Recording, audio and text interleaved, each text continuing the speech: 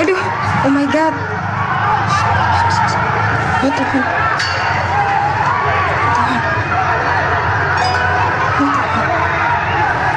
Aksi ribuan warga Abepura ini mengakibatkan ruas jalan raya Abepura menuju Bandar Udara Sentani macet total selama 6 jam.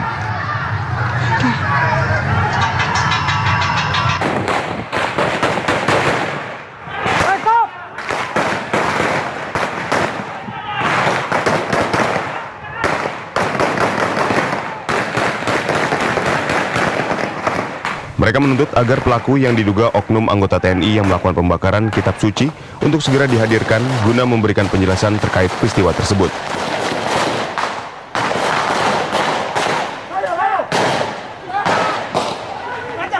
Massa sempat menyerang Kapolres Jayapura Kota dan ajudannya.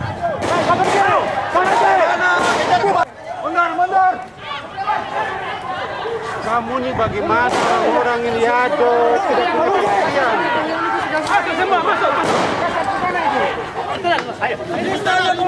Wali Kota Jayapura, Ben-Hur Tomimano langsung memimpin pertemuan bersama Kasdam 17 Cendrawasih, Kapolresta Jayapura, Pendeta dan Ketua MUI Papua di Makorem Padang Bulan, Distrik Abepura.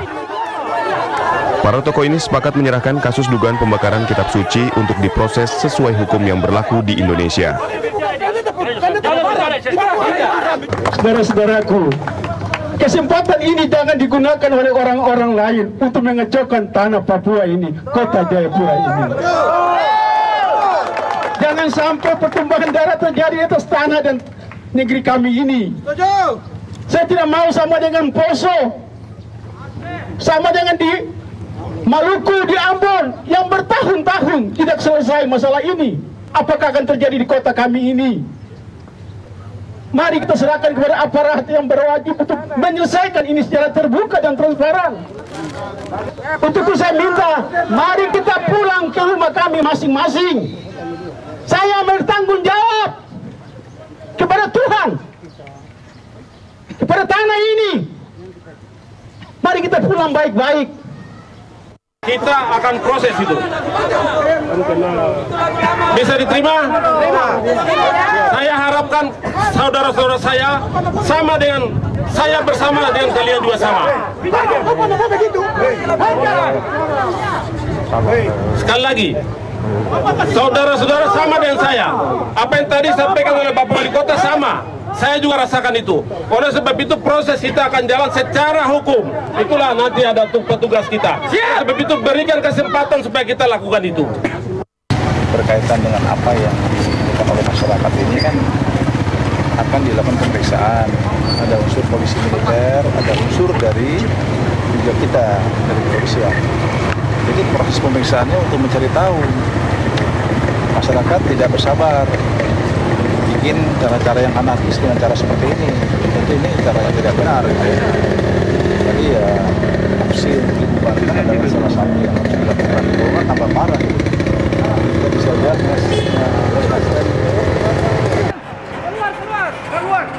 Kasus ini sudah ditangani oleh Pomdam Cendrawasih dan Ditkrimum Polda Papua. Pemerintah berharap masyarakat dapat menahan diri agar situasi kota Jayapura lebih kondusif dan dapat melaksanakan aktivitas seperti sedia kala. Dari Abepura, Papua, Hendy Indrajaya, Jorsul, TV One mengabarkan. Permasalahan gelandangan dan pengemis saat ini masih menjadi beban pembangunan nasional. Untuk itu peran pemerintah dan masyarakat untuk menanggulangi permasalahan ini tentunya harus dilakukan secara bersama-sama sehingga mampu mengurangi kesenjangan sosial yang ada. Kementerian Sosial Republik Indonesia menargetkan Indonesia bebas gelandang dan pengemis atau gepeng pada akhir tahun 2019. Program bebas gepeng ini merupakan hasil rapat koordinasi Kemensos dengan Dinas Sosial tingkat provinsi dan kabupaten atau kota seluruh Indonesia. Menteri Sosial Hovifah Indar Parawansa mengatakan, langkah itu diharapkan bisa menyelesaikan permasalahan terkait gepeng. Sebab saat ini gepeng menjadi persoalan yang cukup serius di kalangan masyarakat sehingga perlu adanya penanganan komprehensif. Salah satu cara menyelesaikan masalah gepeng dengan menyiapkan perkampungan khusus gepeng. Seperti yang dilakukan di Kota Malang, di mana di sana ada perkampungan gepeng yang sekarang menjadi wisata 1000 topeng dan didatangi banyak wisatawan setiap akhir pekan. Model tersebut juga diterapkan pada sejumlah daerah seperti Pasuruan, Padang, Kulon Progo, dan beberapa daerah lain. Penyebab banyaknya gelandangan dan pengemis di kota besar bukan korban dari tidak adanya lapangan pekerjaan, tetapi juga dari faktor tidak adanya keterampilan dan kurangnya keinginan untuk berusaha. Ya pemirsa, langsung kali ini kita akan membahas topik Indonesia bebas gelandangan dan pengemis di tahun 2019. Ya, dan bersama kami sudah hadir narasumber Direktur Rehabilitasi Sosial Kementerian Sosial Republik Indonesia Bapak Sony W. Manalu dan juga Sosiolog Universitas Indonesia ada Bapak Jefforo. Apa kabar Bapak? Terima kasih sudah hadir di studio kami hari ini. Ya. Saya ke Pak Sony terlebih dahulu, kalau tidak salah Indonesia bebas gepeng pernah diwacanakan oleh Bu Menteri ya di tahun 2017. Sudah diwacanakan sebelumnya? Kemudian diwacanakan lagi di 2019. Apa yang menyebabkan ini kemudian diwacanakan ulang? Apakah memang dari program yang kemarin sudah berlalu dinilai kurang efektif atau seperti apa? Sehingga diwacanakan kembali tahun 2019? Pertama saya mau luruskan dulu, bukan diwacanakan, dicanangkan. Positif ini. Ini bukan wacana. Dan kita sudah bekerja. Jadi yang dicanangkan di 2017 itu adalah bebas anak jalanan. Tapi bebas gelandangan pengemis itu 2019. Sama dengan Indonesia bebas lokalisasi prostitusi. Itu sama-sama dicanangkan pada waktu yang bersamaan. Nah, kenapa dicanangkan? Ya pemerintah kan harus optimis. Dan harus menggunakan segala daya, segala kekuatan dengan kerjasama semua stakeholder untuk menjadikan Indonesia menjadi yang sejahtera. Wajah dari kesejahteraan itu adalah bebas gelandangan dan pengemis. Itu salah satu indikatornya ya. Iya, jadi itu komitmen pemerintah didukung oleh kita jajaran semua. Kebetulan secara fungsional saya direktur yang mengurusi itu. Jadi dicanangkan bukan diwacanakan. Yang sudah dicanangkan pada tahun 2016 kalau tidak salah di bebas anak jalanan. Itu seperti apa tuh? Kalau bebas anak jalanan itu memang sekarang masih terus proses. Ya, karena memang menangani kategori anak itu kan harus memiliki beberapa pendekatan yang khusus. Ya, karena anak namanya anak ya. Dan tentunya direktorat yang mengurusi anak sekarang sudah optimal menuju itu. Nah, kita sekarang fokus di direktorat kami, salah satu yang kami urus adalah mewujudkan Indonesia bebas gepeng itu di 2019. Kenapa? Karena sebenarnya ada 3 hal yang mendasari seseorang menjadi gelandangan pengemis. Yang pertama adalah pasti faktor kemiskinan. Semua orang berlindung di balik kemiskinan. Yang kedua faktor kebodohan, low education. Dan yang ketiga ini, yang lebih berat adalah faktor moralitas dan keimanan. Nah, kalau pendekatannya kemiskinan, maka ini persoalan dari hulu sampai ke hilir. Kemensos kebagian tugas di hilir. Mohon maaf, ketika kita melihat ada pengemis di jalanan, orang nanya, Kemensos ada di mana? Kok ada pengemis? Harusnya kita selusuri ke hulu, kenapa dia menjadi di jalanan itu? Nah, ketika kita bicara hulu ke hilir, maka ini bukan tanggung jawab Kemensos semata. Ini tanggung jawab semua komponen bangsa kita. Yang kedua adalah low education, pendidikan tadi. Ketika kita bertemu, saya udah bertemu dengan ribuan lah, mereka itu selalu bilang pendidikan nggak ada, keterampilan nggak punya. Dan yang ketiga adalah persoalan moralitas dan keimanan. Jadi kalau kita melihat teman-teman kita, masyarakat itu ada di jalanan mengemis, pertama dia mengemis karena menganggap itu adalah profesi.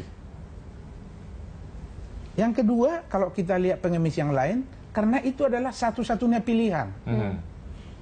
Nah, kalau karena satu-satunya pilihan, karena faktor kemiskinan dari kebodohan tadi, maka Kemensos wajib hadir di situ. Iya, Pak Sony, kalau misalnya tadi kita lihat di Jakarta sekarang saja salah satu contohnya, kita merasa, kalau saya sendiri merasa di jalan, paling nggak jalan yang setiap hari saya lalui, agak berkurang ini nampaknya pengemis. Apakah itu salah satu indikator juga memang jumlah gelandangan dan pengemis di Jakarta saja memang ada penurunan? Atau seperti apa sebenarnya kondisi realnya seperti itu dari data yang dikumpulkan oleh Direktorat Rehabilitasi? Iya, jadi kami hasil kerja keras lah ya, hasil kerja keras kita mengkoordinasikan seluruh pemerintah daerah melalui dinas sosial. Memang alhamdulillah kita lihat di tahun-tahun terakhir ini berkurang. Secara kuantitatif berkurang, kualitatif juga berkurang. Ada spesifik datanya Pak, berkurang berapa persen? Berkurang. Jadi kalau misalnya di Jakarta rata-rata setiap tahun itu menjelang bulan puasa atau pada saat bulan puasa itu 5.000 orang pengemis musiman pasti ada di Jakarta. Itu data Dinsos DKI. Tapi di bulan puasa tahun ini kami punya keyakinan itu akan menurun. Kenapa menurun? Karena di hulu kita sudah sentuh melalui program yang nanti kita akan jelaskan di dalam diskusi kita pada siang hari ini. Saya ke Pak Waro. Pak Waro bicara soal bagaimana strategi lah ya yang kemudian sudah diterapkan oleh Kementerian Sosial bekerja sama juga dengan Pemda di banyak daerah gitu. Nah ini sebetulnya juga bisa menjadi satu strategi yang positif dan akhirnya bisa diterapkan di berikut-berikutnya ya, atau sebetulnya ada semacam pola kemunculan dari gepeng-gepeng yang baru yang ini harusnya juga dibaca juga oleh Kementerian Sosial gitu. Saya kira sistem yang sudah dibangun oleh Kementerian Sosial itu sudah mulai mengarah ke arah yang baik ya kan. Umpamanya ada sistem kartu miskin, kartu ini dan sebagainya sudah dilaksanakan. Memang ada beberapa kekurangan ya. Tapi juga sebenarnya kalau kita bicara di dalam kontekstual kota, itu juga ada pengaruh dari perubahan kota. Contoh seperti Jakarta ya kan. Jakarta ini kan sekarang kalau dilihat polanya bukan seperti Jakarta yang metropolitan. Karena pembangunan yang terjadi di kota-kota satelit itu ada kemungkinan bahwa gepeng itu akan tersebar di kota-kota satelit pinggiran ini. Dia tidak akan bisa tembus sampai ke dalam seperti katakanlah umpamanya di Jakarta Pusat. Kalau dulu transportasi kereta api yang sangat masih kurang begitu menguntungkan dan mereka bisa berbondong-bondong masuk ke Jakarta dan masuk langsung ke Jakarta ya kan. Dan ada juga memang yang dikoordinir oleh kelompok-kelompok tertentu sengaja melepas pada komunitas-komunitas tertentu untuk mereka bisa ini. Jadi sebenarnya pola yang terjadi di kota metropolitan kita tidak bisa generalisir yang berada di seluruh Indonesia. Saya sendiri mengatakan kalau bilang Indonesia bebas gepeng, kota-kota lain akan mengatakan kita tidak ada gepeng, ya kan? Yang ada itu mungkin barangkali di mana mereka menelantarkan orang-orang yang dan tidak menjadi concern yang perhatian karena masih ada keluarga.